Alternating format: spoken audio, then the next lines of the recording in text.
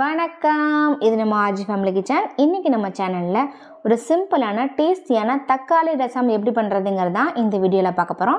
வீடியோவை ஸ்கிப் பண்ணாமல் பார்த்து இதே மாதிரி நீங்கள் ட்ரை பண்ணி பாருங்கள். ரசத்தோட டேஸ்ட்டு அவ்வளோ அருமையாக இருக்கும். இப்போ வாங்க வீடியோக்குள்ளே போகலாம்.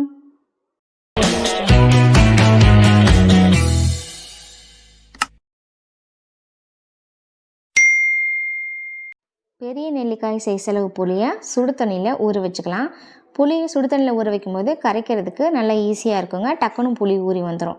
நம்ம வைக்க போகிறது தக்காளி ரசம் அப்படிங்கிறனால தக்காளியோட குவான்டிட்டி கொஞ்சம் அதிகமாக எடுத்துக்கோங்க. புளி கொஞ்சம் கம்மியாக எடுத்துக்கோங்க. நல்ல பழுத்த தக்காளியாக 4 தக்காளியை கட் பண்ணி ஒரு வடைச்சட்டில் நான் ஆட் பண்ணியிருக்கேன். தக்காளி வேக தேவையான அளவு கொஞ்சம் தண்ணி சேர்த்துருக்கேன்.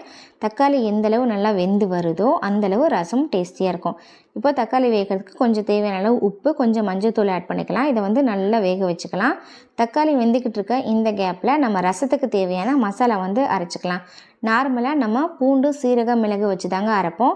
இப்போ இது கூட நம்ம 1 ஸ்பூன் அளவு வரமல்லி, கொஞ்சம் மிளகு, கொஞ்சம் சீரகம், கொஞ்சமாக வெந்தயம், ஒரே ஒரு வரமிளகாய், 4 கருவேப்பிலை, கொஞ்சம் 4-5 பல் பூண்டு.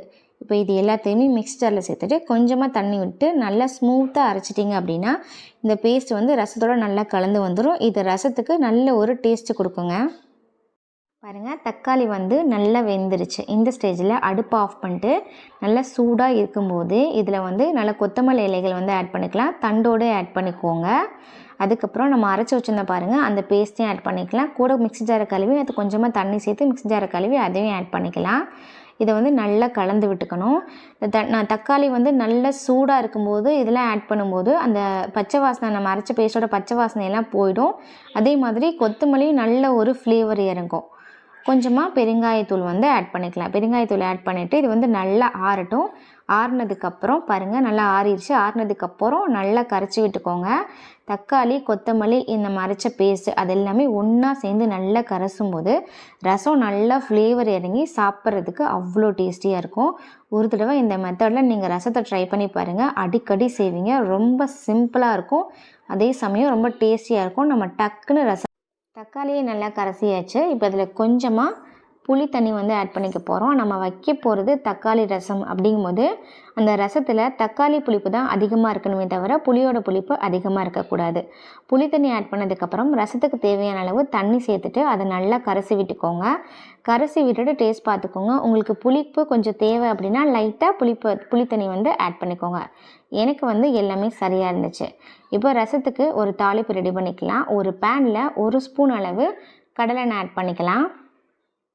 ஆயில் நல்லா சூடானதுக்கப்புறம் கொஞ்சமாக கடுகு ஆட் பண்ணிக்கலாம். கடுகு நல்லா பொரிஞ்சு வந்ததுக்கப்புறம் கருவேப்பிலை, அதுக்கப்புறம் ஒரே ஒரு பச்சை மிளகாயை கீறி சேர்த்துக்கலாம். அடுத்து நம்ம கரைச்சி வச்சுருந்த அந்த ரசத்தையும் அப்படியே ஆட் பண்ணிக்கலாம்.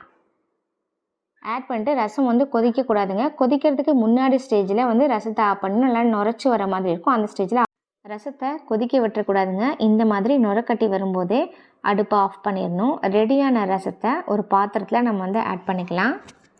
ஃபைனலாக இதில் கொஞ்சமாக கொத்தமல்லி இலைகளை தூவி விட்டுக்கலாம். கொத்தமல்லி இலைகளை நறுக்கி சேர்த்துக்கோங்க. இது நல்ல ஃப்ளேவர் இறங்கி ரசம் சாப்பிட்றதுக்கு அவ்வளோ டேஸ்டியாக இருக்கும். இப்போ ரசம் இன்னும் நல்லா டேஸ்டியாக இருக்கிறதுங்கிறதுக்காக ஒரு சீக்ரெட் இன்க்ரீடியன்ட் சொல்கிறேன். நார்மலாக நான் எங்கள் வீட்டில் ரசம் வச்சேன் அப்படின்னா கண்டிப்பாக இந்த இன்க்ரீடியண்ட்டை யூஸ் பண்ணுவேன். அது வேறு ஒன்றும் இல்லைங்க, தேங்காய் எண்ணெய் தான். ஃபைனலாக அந்த சூடாக இருக்க ரசத்தில் 1 ஸ்பூன் அளவு தேங்காய் எண்ணெய் சேர்க்கும் போது ரசம் அவ்வளோ டேஸ்டியாக இருக்கும். தேங்காய் எண்ணெய் சேர்த்துட்டு இதை அப்படியே மூடி போட்டு மூடிடுங்க. ஒரு 5 நிமிஷம் இந்த ரசத்தை நம்ம டிஸ்டர்ப் பண்ண வேணாம். 5 மினிட்ஸ் கழித்து ஓப்பன் பண்ணி பாருங்கள். தேங்காய் எண்ணெயோட ஃப்ளேவர் எல்லாமே ரசத்தில் இறங்கி அந்த ரசம் சாப்பிட்றதுக்கு அவ்வளோ டேஸ்டியாக இருக்கும். கண்டிப்பாக இந்த மாதிரி நீங்கள் ட்ரை பண்ணி பாருங்கள். ரொம்ப சிம்பிளாக இருக்கும், ரொம்ப டேஸ்டியாக இருக்கும். டக்குன்னு ரசம் வச்சிடலாம்.